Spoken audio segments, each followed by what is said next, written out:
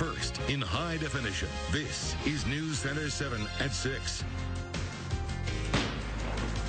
Officers make their way through the booby-trapped apartment of the suspected mass movie theater shooter. This as we learn more about the local victims involved in the tragedy.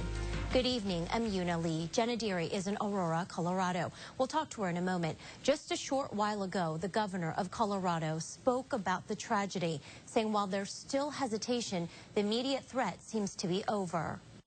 This is isolated.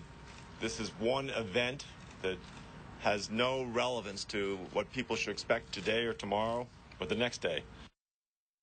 James Holmes is accused of walking into a midnight showing of The Dark Knight Rises, shooting 70 people, killing 12 of them. And the Miami Valley is mourning alongside those in Colorado dealing with the aftermath of yesterday's deadliest shooting in U.S. history.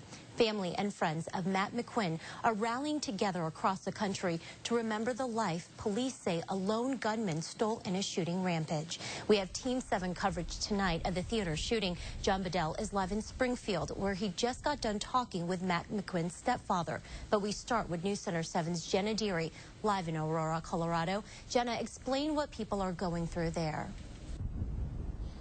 Well, Una, it's tough for many people to see the crime scene tape that is still surrounding the movie theater here. It's a place meant for entertainment, and instead it's really become a spectacle for many people here coming and taking pictures of such a tragic event. Wrapped up in that tragedy is Matt McQuinn's family. We've reached out to them. They're here in Colorado, but they told us they're too distraught to talk right now, but appreciate all of the prayers and concerns that are coming their way. This while a police investigation still continues into what led up to this point that now has investigators turning back to the suspected shooter's apartment today. We want to show you some video of what went down around that apartment. Police lights glowing in early morning Colorado sky. Officers staged outside the apartment of 24-year-old James Holmes. The man police say stormed into a movie theater during a midnight showing of The Dark Knight Rises, unleashing gunfire, killing 12 people, including 26-year-old Matt McQuinn, a Springfield native, and injuring 59 others, including his girlfriend Samantha Yawler from St. Paris. Police say Holmes also set a booby trap inside his apartment, hoping to divert officers' attention there instead of at the theater. But the police have been careful not to fall into his alleged trap, spending most of the day today trying to figure out how to get rid of it with the help of federal experts and chemists, first sending in a robot to detonate devices inside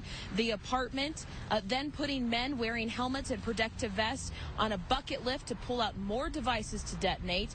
That's so more people aren't harmed. Sounds of chaos and terror marked that night of the shooting here at the Cinemax, but today a more peaceful and solemn scene as folks gather to remember and say goodbye. And coming back live right now, you can see this makeshift memorial that's been popping up here on the corner of the Town Center Shopping Center. It's right across the street from where the movie theater is. A lot of people that we've talked to have said they have no emotional ties, or actually no ties, I should say, but very emotional to what happened here. We've asked some people if they know anything about Matt McQuinn or Samantha Yawler. We have not been able to find anybody so far that has come by that might know them, but friends have reached out on Facebook and Twitter touting his memory. Our coverage of this tragedy continues tonight at 11. But for now, reporting live in Aurora, Colorado, Jenna Deary, News Center 7. All right, thank you, Jenna. And new information about the suspected shooter, 24-year-old James Holmes, continues pouring in. We're told Holmes is not cooperating with authorities, so there's still no clear motive into the deadly rampage. Now, we've also learned that Holmes' apartment was not far from the movie theater. It was also close to the University of Colorado Medical School, where he was a graduate student in neuroscience. Before that, Holmes lived in San Diego, graduating with an undergraduate degree from the University of California in Riverside in 2010.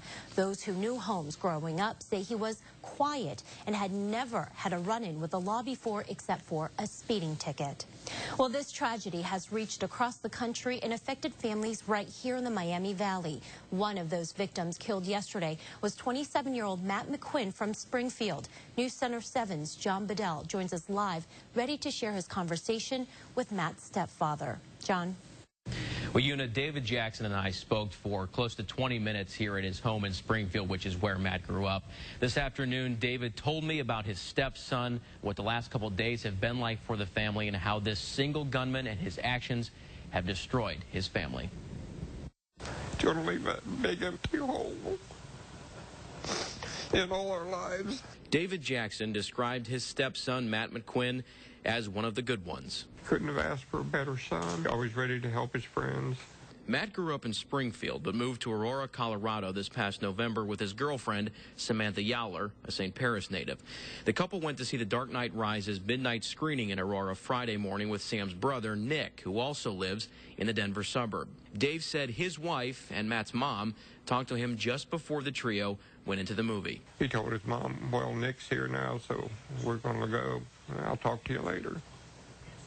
And that was it. Minutes later, as the film was starting, police say 24-year-old James Holmes burst into the theater and opened fire, killing 12 and wounding dozens. Nick Yowler has said since the shooting that the last thing he remembers is Matt diving on top of Sam to shield her from the gunfire. Oh, I know he's a hero, and it's not surprising to me that his first thought would be her. So, yeah, that's what a man does. He protects his loved ones. And I'm very proud of him. Nick wasn't hit. Sam was shot once in the leg and is expected to be fine. But Matt was shot 3 times and pronounced dead at the theater. But the family didn't get confirmation from authorities until 10:30 p.m. Denver time that Matt had been killed. It was hell. Just waiting, watching the TV for news, for, hope that he was still alive. Knowing in your heart that he wasn't.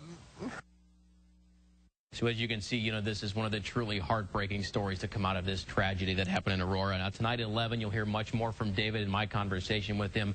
You'll hear how Samantha is doing after all of this and after losing the man who David said she planned to spend the rest of her life with.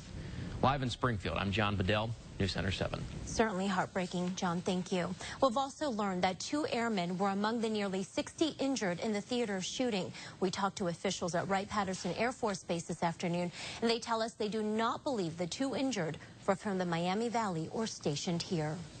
We also know at least 1 more person from Ohio was injured in the mass movie theater shooting.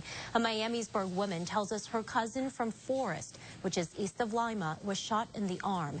18-year-old Gage Hankins has already been released from the hospital. He went to see the movie with his 14-year-old brother who was not injured. The pair was in Colorado for a convention. Well, we're continuing to update you with the latest information as soon as we get it here at News Center 7. The CBS Evening News will have a report at 6:30. In 48 hours, we'll air a special in-depth report about the shooting at 10 p.m. And we'll talk to Jenna again this evening and tomorrow on News Center 7. Any time of day or night, though, you can head to WHIOTV.com for the latest in this still developing story. You can visit our special section dedicated to the Colorado shooting. We're also working on some breaking news out of Warren County. That's where Care Flight officials tell us someone has died in a